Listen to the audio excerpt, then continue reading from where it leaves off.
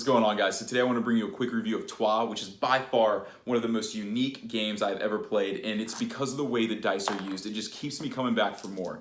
And I'm going to be totally honest with you though, the first couple times I played this game, I was not into it. I thought it was a very mediocre experience, and it's because I was trying to figure out how the dice were used the whole time versus actually being able to use the dice on the board. I don't know if it was the way the rules were explained or whatever. I did not understand it. It did not click with me the first couple times I played this. So I had no intention of buying this game, but the game, it went on sale. Thank you, Amazon Prime, or the beautiful third-party seller who had it marked down just enough for me to buy this game. But had I known how deep and how rich and how dense this game would be, I would have pulled that trigger a long time ago. Full price, which isn't a lot for this game anyway, okay? So you don't need to wait, you really don't need to wait for this thing to go on sale unless you're like in the red for the month. But this game is awesome, and let me just say, here are the main reasons it's awesome. Number one, the 3-minute setup time, okay? And that's still probably overestimating it, all right? Look, when you have a kid, you have to get it out and get it in. But here's the thing. The setup time is super quick, okay? And I love a game where you can set it up. The board is pretty small. There's not that much to put on it, but how can something that just simple provide such a rich and deep experience? I don't understand it, but I want to understand it. I want to get to know this board game, okay? I want to take my time with this board game. Dude, I don't know what's up, man, but here's the thing, okay? It is awesome, and there are so many things to like about this game, and I'm going to give you a little close-up just to show you real quick. All right, hang in there. All right, guys, so I just want to give you a quick overview of this board and kind of how it plays. Sorry for that mean glare right there, but this is basically why this game is so awesome. Basically, you're going to be placing guys on the board either in military and religious or in civil, and depending on where you put them, you're going to get dice, okay? A dice for each person in that thing. So this guy would get 2 yellow, and you're going to have a lot more people than this. This is a rough example. A blue would get 2 whites and a red because, yeah, you can see that. You can do the math.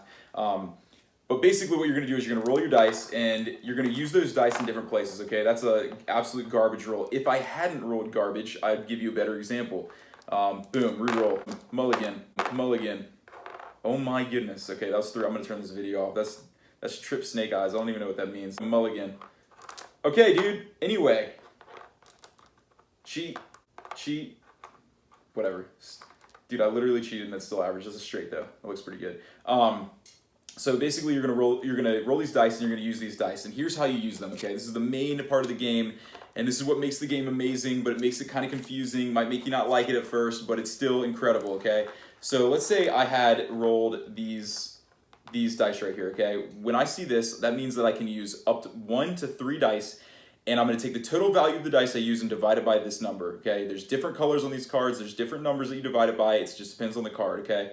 So if I wanted to use this card, first thing I would have to do is pay 6 coin, and then I would put a guy here, okay? I might have to spend influence points to get a guy because these are the influence points, or these flags are influence points, and this is what it gets you: a reroll for 1, a new guy for 2, and to flip all your dice to the other side by 4. I definitely need to use that one constantly. So basically, you're gonna take these. So if I use this 3, let's say I used 1 red dice, you can use up to 1 to 3 dice every turn. And 3 divided by 2 is 1, so I could do this action 1 time. And if I did 5 divided by 2 is basically 4, then I could do this twice. Sorry, 5 divided by 2. Oh my goodness, man, this is crazy. It's been going on too long. 5 divided by 2 is 2, basically, so I could do this action twice, okay? So that's how the game works, okay? It's super simple, but it's kind of weird to get your head around, okay? So you take the total value of however many dice you use, 1 to 3, and divide it by that number, and that's how many times you could do this action, okay? So like right here, if I had let's say I had a ton of good red dice, let's say I had like 15. 15 divided by 3 is 5, so I would get 15 influence points. That's out of control. You can basically do whatever you want in this game at that point. So that's a really good card to have.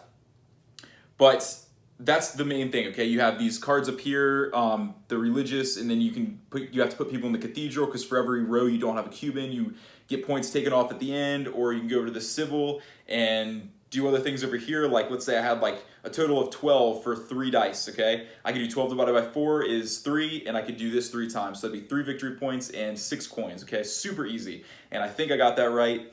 You should all be very, very proud of me.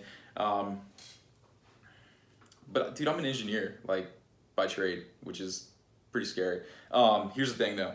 You're also going to be dealing with events. Okay, event cards come out every time. I don't have any of those set out. This is just the one that's on the board permanently. Can't get rid of it, but it gives you some points and influence points. But basically, event cards are going to come out. They're going to show a number of black dice or different penalties that happen, and until you defeat them, which is by putting 4 cubes on, or a cube on each one of the influence points and getting rid of the card, you have to deal with them every round. Okay, so let's say there were like 4 black dice. Okay, I'd have to roll 4 black dice. The first player has to deal with the highest one, and he can deal with as many as he wants to deal with. But each time he deals with it, he has to use one of his dice. Red dice are double; their value's doubled, so I can take out this this black dice with this 3, this red 3. Because this would be a 6 technically, and this would be a 5, so I get an influence point, take that out. But basically, you lose dice, and it's like how many dice are you willing to lose? And you know, if there's the crazy part is like if 3 ones are rolled, let's say the 3 black ones are rolled, you can choose to only do one of those, even though.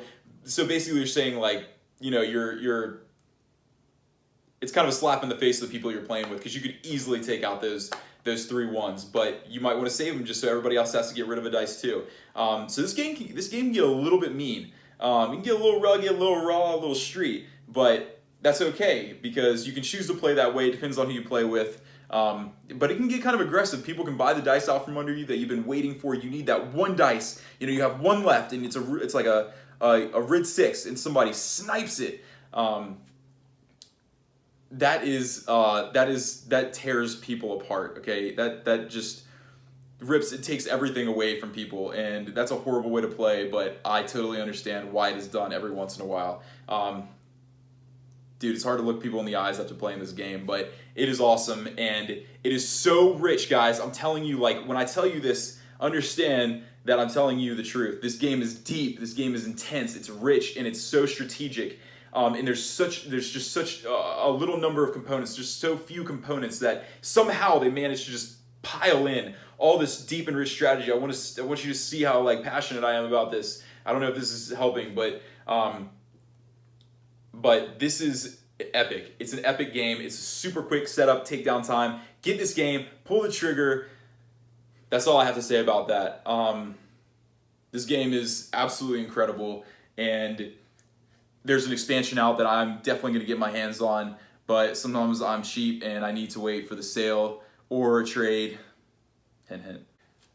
I love this game. I think you should definitely get it if you really like deep, rich, intense strategy games that provide a lot of gameplay with very little setup.